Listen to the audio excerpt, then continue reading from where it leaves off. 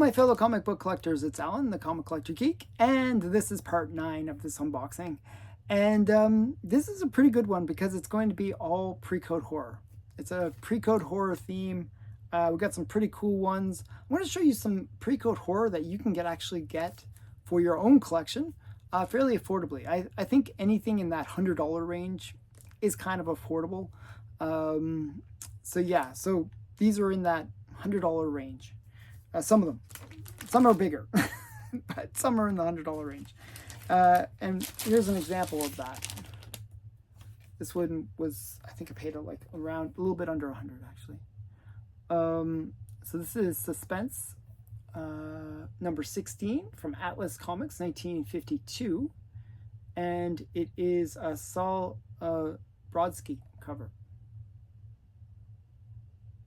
And just a great, one where it's like a reflective one in the mirror.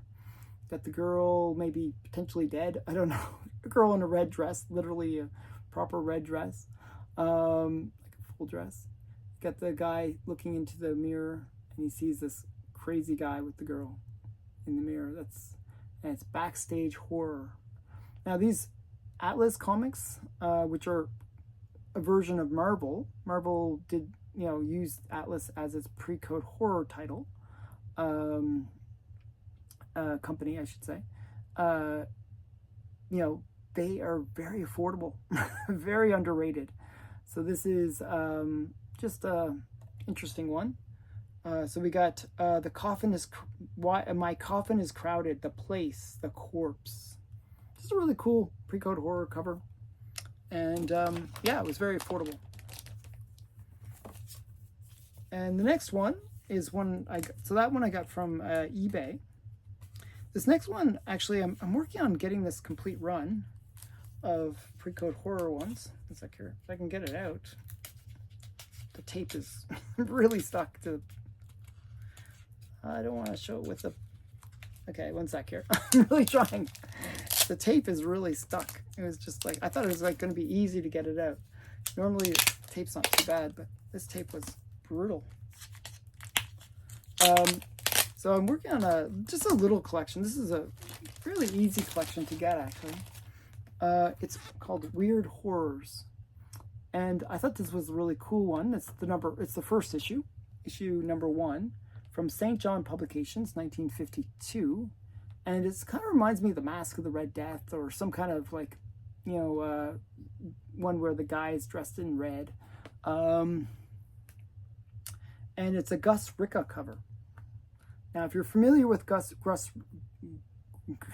Ricka, he did some really classic Precode horror covers, like in Dynamic Comics, and just that go for big money.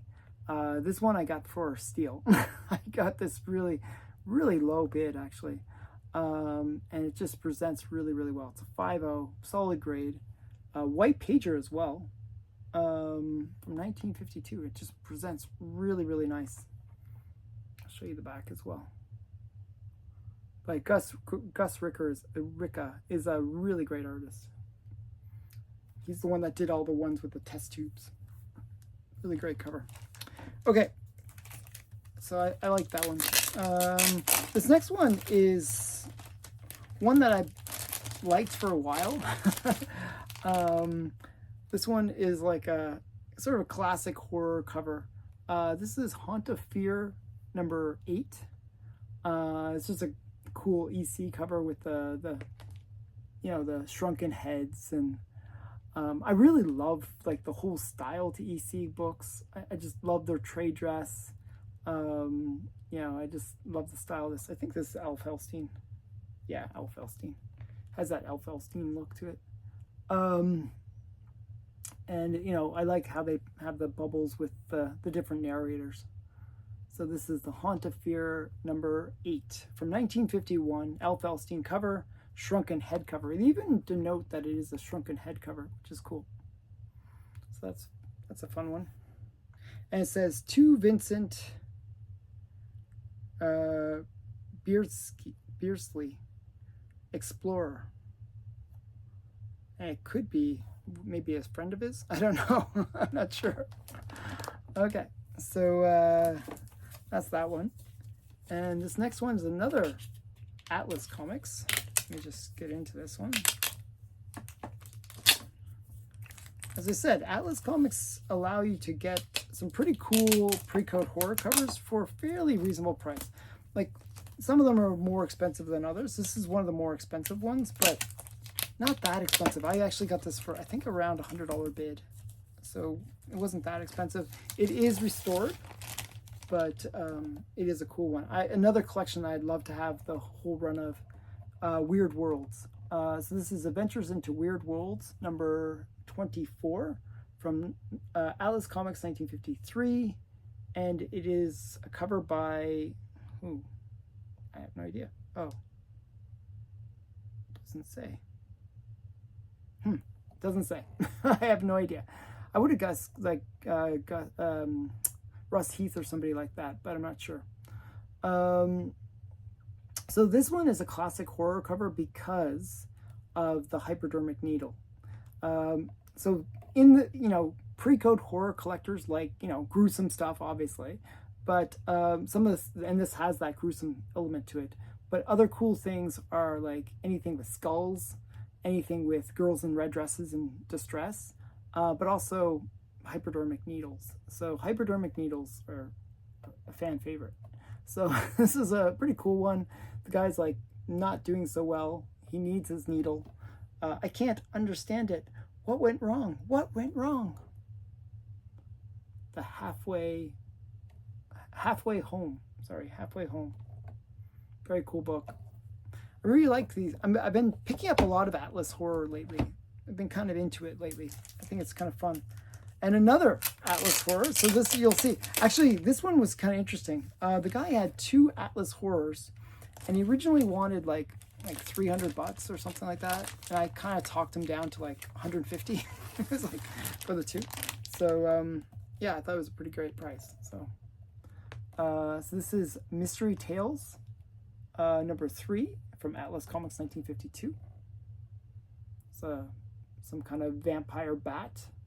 Got the well-dressed couple coming in to see this, and it says a Stan Lee story and Russ Heath. See, as I said, a lot of these Atlas ones had Russ Heath art, so that's why I guessed Russ Heath for the other one. Just a really cool one. What other stories we have? Also, Alone with Death, when murderers meet. So a lot of the time people don't necessarily like the Atlas Precode horror covers because of a couple things that are a little bit negative. A lot of the time they have this strip down the side and very big trade dress and very little image for the cover. Now, if you look at EC books, they're considered classic covers somehow, and they're just as busy, which is interesting. Somehow the Atlas don't get the love, but I think this is still a really cool book. So I'll show you the back as well. It's got the slimmer. It's a one that I see it quite often. Okay, this next one, same. So I got these 2 together. Is Mystery Tales number 10, and it's just a cool one. The guy is like it looks like he's going into quicksand or something. I'm not sure what's going on with him. What happened to Harry? And he's like digging, and it's just like, I'm not sure if his body is turning into mud or if he's going into quicksand. I'm not sure what's going on there. Got the girl in the background just sort of staring and watching as this is happening. And it says, other stories include The Door, The Killer, and The Phony.